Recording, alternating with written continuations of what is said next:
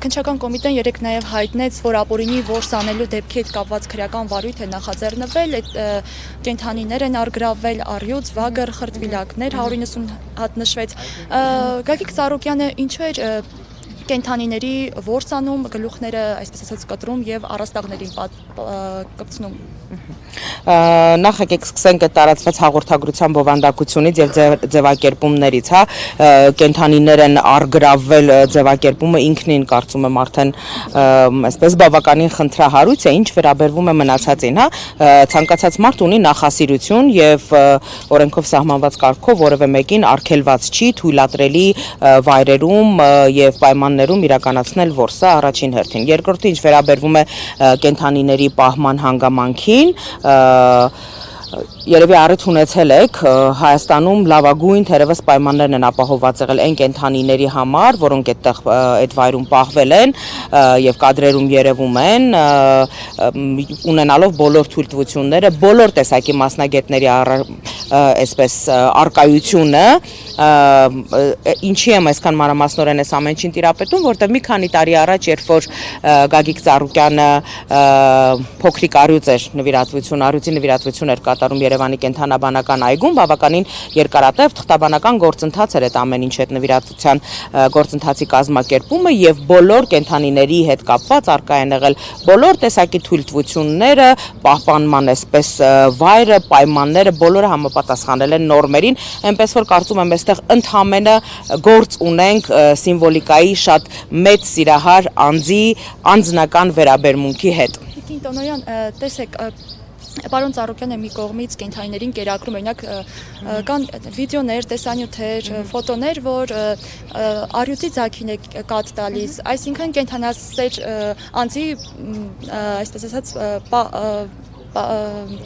կերպարի հետ գործնենք, բայց մյուս կողմից տեսնում ենք, որ կենդանիների գլուխները գլխատվում եւ առաստաղին են փակցվում, այսինքն սա կենդանասեր լինելու հետ ինչով է կապված։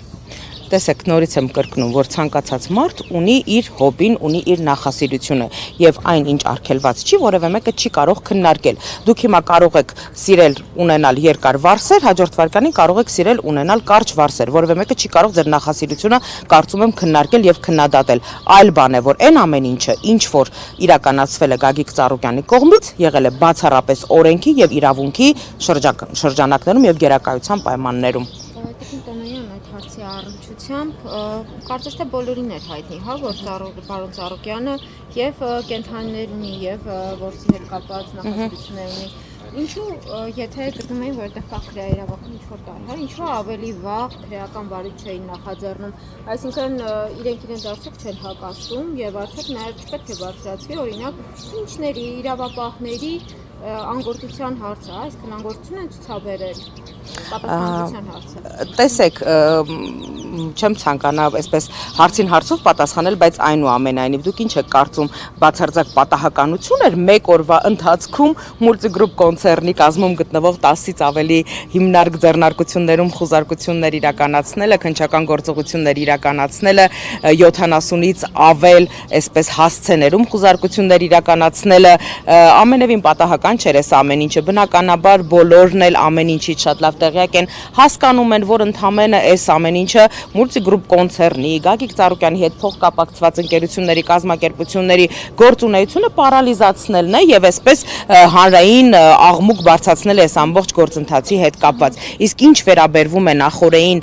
իրավապահ մարմինների, քննիչների կողմից իրականացված գործողությունների իրավաչափության գնահատականին, ես նախորդային խոսել եմ եւ ասել եմ, որ բազմաթիվ դրվագներով մենք այժմ ներկայացնում ենք մեր դիրքորոշումները բողոքարկման մասով, որովհետեւ սկսած նրանից, որ Երևան քաղաքի կենտրոնում եւ ոչ միայն Երևան քաղաքի կենտրոնում գործող արտադրական ձեռնարկությունները առանց որևէ նախապատրաստական աշխատանքելու կապարակնքելը, դա անգամ ֆիզիկական անվտանգության լրջագույն խնդիր կարող է առաջացնել հարակից շենքշինությունների եւ մնացած ամեն ինչի հետ կապված, որովհետեւ օրինակ կապարակնքել Երևանի Արադ կոնյակի գինու օղու կոմբինատը, որտեղ ահռելի մեծ քանակի կա կոնյակի սպիրտ եւ արտադրական process-ը այդտեղ տեղի ունեցել, այնտեղ խողովակները անգամ չեն են դատարկվել եւ պարզապես առանց որևէ անգամ անվտանգության աշխատակցի կամ օրինակ պահեստի պատասխանատուի թողնել այդ ահռելի շինությունը, ուղակի կապարակնքել, մի դեղին ժապավեն փակցնել դռանը եւ հպարտ կեցվածքով հեռանալ, դա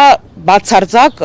ոչ պրոֆեսիոնալիզմի մասին է վկայում եւ բազմաթիվ այսպես հիմնարկների այդ գործընթացի հետ կապված մենք մեր բողոքարկումները ներկայացրել ենք արդեն իսկ եւ բազմաթիվ այլ գործողությունների իրավաչափության հետ կապված։ Շնորհակալություն սիրելի գործընկերներ։